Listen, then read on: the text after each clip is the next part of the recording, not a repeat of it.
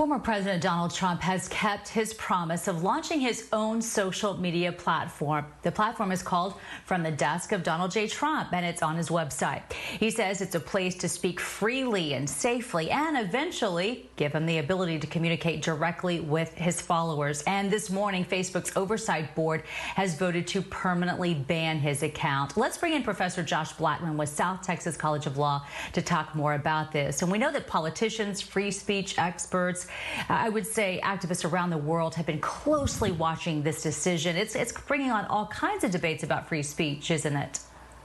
Well, thanks for having me. The Facebook Oversight Board is not a real court. Facebook picked a number of academics, journalists, and other people from around the world who can decide these sorts of disputes. In January, Facebook banned President Trump permanently. And then Facebook asked the board to consider this. What the court said today was that Facebook was right to ban Trump, but in 6 months, they have to reconsider whether he can come back onto Facebook. So it's a very strange ruling that is from this non-court, but has sweeping effects. Let's talk about those effects. How do you feel today's decision could possibly affect social media and its content in the future?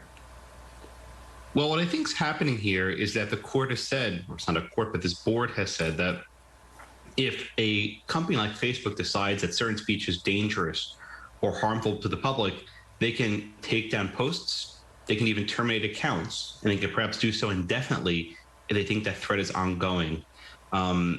This is a pretty big decision from this entity that may affect how other people who are not Donald Trump can speak on social media.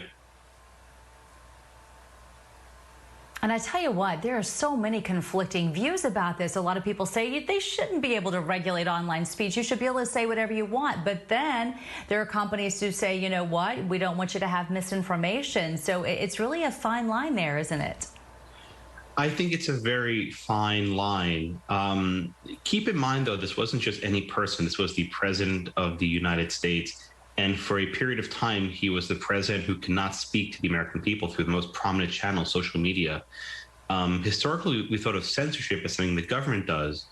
But I think increasingly more and more people see social media platforms like Twitter and Facebook as forms of censorship, which is not the traditional understanding, but that's how people view it today.